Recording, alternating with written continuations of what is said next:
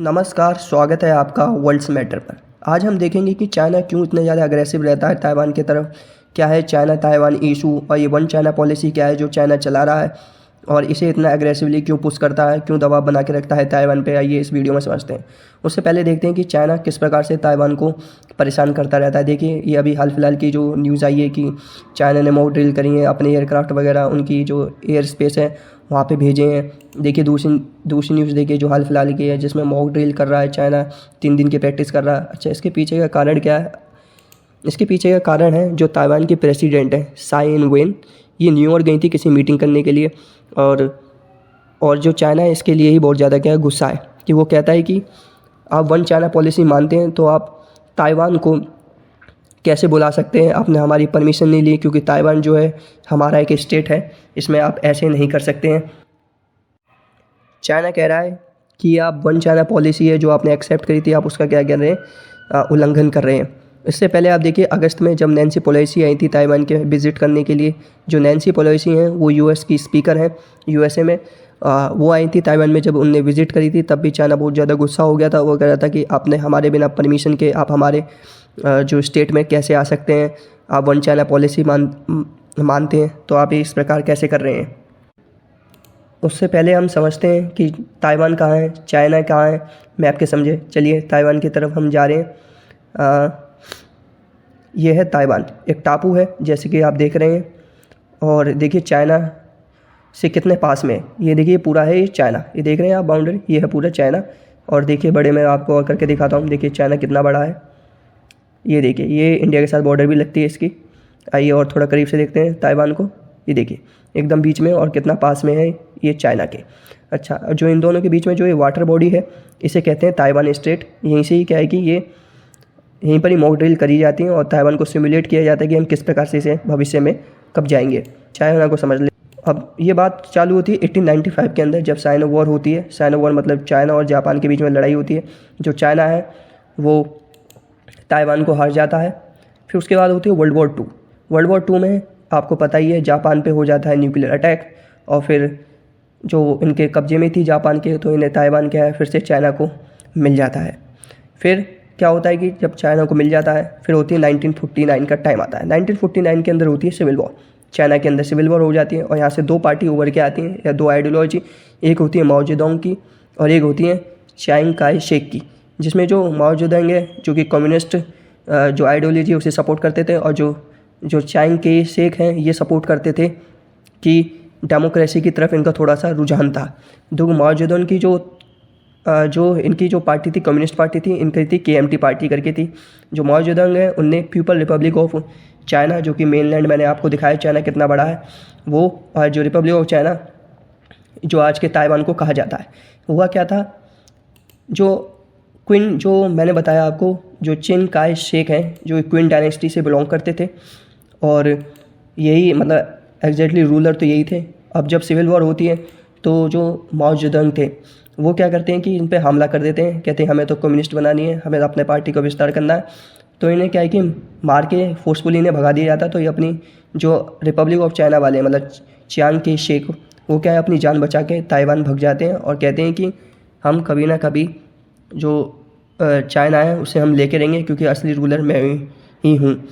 और साथ ही में क्या है 1949 के अंदर चाइना वन चाइना पॉलिसी चलाता है और कहता है कि इसमें जो वर्ल्ड में एक ही चाइना है वो है मेनलैंड चाइना, और ताइवान भी हमारा ही पार्ट है। माओ जेडोंग की पार्टी की बता रहा हूँ मैं, उन्होंने ऐसा करा था। और तिब्बत को ही साथ में क्या है यहाँ पे एनेक्स भी कर लिया गया था। और जो इंडिया ने भी क्या है साथ साथ इसे क्या एक्सेप्ट भी कर लिया था।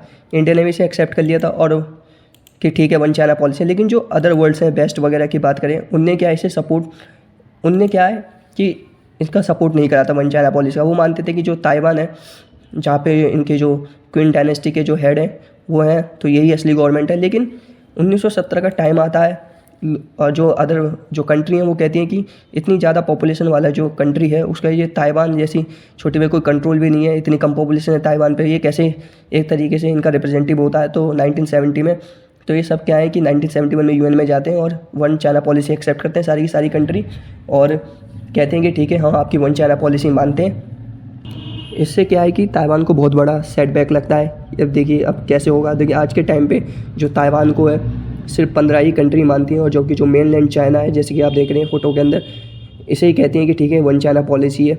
अच्छा, ये शिफ्ट किस प्रकार से हुआ कि अब जो सारी कंट्री हैं, पहले तो इनने जो यूएस है, जो वेस्ट है, मतलब जो वेस्ट करे, मतलब जो वेस्ट में जो हेड है वो तो यूएस ही है, जो यूएसए करेगा बाकी सारी कंट्री मानती हैं। तो ये शिफ्ट कहाँ से आया? पहले तो आपने इनने मान लिया कि वन चाइना पॉलिसी एक्सेप्ट कर ली चाइना की, और ताइवान को पीछे छोड़ दिया, ये कोई रिप्रेजेंटेटिव नहीं है इसलिए। और तो अब ये शिफ्ट कहाँ से आया वेस्ट की तरफ? ये शिफ्ट इस प्रकार से आया, देखिए पहले तो 1970 का टाइम था, चाइना अपनी सिर्फ इकोनॉमी पे सुधारने पे ध्यान दे रहा था। फिर धीरे धीरे क्या है कि इसकी इकोनॉमी स्टेबल हुई, ये और ज़्यादा पावरफुल बने, इन पे मैन्युफैक्चरिंग हब हो गया, तो ये धीरे धीरे क्या है शक्तिशाली बन गए ये वन चाइना पॉलिसी वाले, जो कि पीपल रिपब्लिक ऑफ चाइना कहते हैं, मेनलैंड चाइना को। तो ये अग्रेशन बनाने लग गए, अग्रेसिव हो गए, अपना क्लेम करने लग गए साउथ चाइना सी पे पूरा, और इंडो पैसिफिक पे पूरा अपना कब्जा करने लगे। ये सब चाइना का पार्ट है, और आपको पता ही है इंडिया के साथ कितनी टेंशन है बॉर्डर की, इनकी विस्तारवाद जो नीति है वो कितनी ज़्यादा पॉलिफरेट करने लग गई। तो ये बहुत ज़्यादा कंसर्निंग है। और मेन कारण ये भी है कि जो चाइना है वो सीधे यूएसए को टक्कर देने लग गया, इन टर्म ऑफ इकोनॉमी हो या किसी भी चीज़ में हो, वो यूएसए को डायरेक्ट टक्कर देने लग गया। और यूएसए को ये बात बिल्कुल ही पसंद नहीं है कि उसके टक्कर में कोई आए या उससे कोई बड़ा हो या कोई दबदबा दिखाए इस वर्ल्ड के अंदर। कहता है कि हम ही सबसे बड़े सुपर पावर हैं, हमसे आगे कोई हो नहीं सकता है। तो ये चिंतित करने लगे यूएसए को, और यूएस को ये भी पता था कि जो चाइना है, मेनलैंड चाइना है, जिसे हम कहते हैं पीपल रिपब्लिक ऑफ चाइना, कि इनकी दुखती नर्व है रिपब्लिक ऑफ चाइना, जो कि ताइवान है। तो हम इसे ही पकड़ लेते हैं, इन्हें सपोर्ट हम पीछे से करते रहते हैं। लेकिन इन्हें कभी खुल के नहीं कहा है कि हम वन चाइना पॉलिसी नहीं मानते। लेकिन चाइना यही कहता है कि आप जब वन चाइना पॉलिसी मानते हैं तो आप ये सब क्या कर रहे हैं, हमारे बिना परमिशन के हमारे स्टेट में किस प्रकार से आ रहे हैं। हमने तो सिर्फ जो ताइवान है इसे हमने ऑटोनॉमी दे रखी है कि आप सेल्फ गवर्न कर सकते हैं, लेकिन आप हैं तो हमारे अंदर ही, कभी ना कभी हम आपको एनेक्स कर ही लेंगे, आप हमारे पार्ट हैं। और जो चाइना है बीच बीच में कुछ ऐसी न्यूज़ जो फ़ोटो है ये निकालता रहता है कि देखिए हम किस प्रकार से ताइवान पे हम हमला करेंगे, किस प्रकार से हम इन्हें क्या एनेक्स कर लेंगे, कुछ टाइम भी नहीं लगेगा, इस टापू को इस प्रकार से हमला करेंगे चारों तरफ से, और इस प्रकार से हम इसे ले लेंगे, क्योंकि ये हमारा पार्ट है, कभी ना कभी तो हम इसे ले ही लेंगे। तो क्या है कि और यूएसए का तो आपको पता ही चल गया क्या रोल है, किस लिए जो ताइवान को सपोर्ट कर रहा है पीछे से, कि वो चाइना को काउंटर करना चाहता है और सुपर पावर बनने नहीं देना चाहता है, और बहुत ज़्यादा एग्रेसिव तरीके से बनना चाह रहा है। और ये यूएसए को पसंद नहीं है, और जो यूएसए कहता है वो सब बेस्ट करते हैं। तो इस मारे जो ताइवान को पीछे से सपोर्ट दिया जा रहा है।